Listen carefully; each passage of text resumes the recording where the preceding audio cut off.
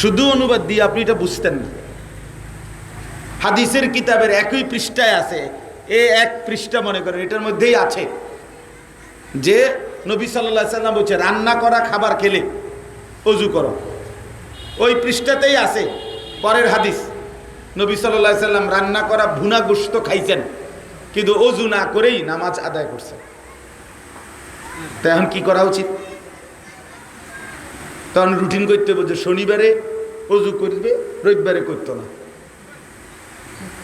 এমনি নি তাইলে।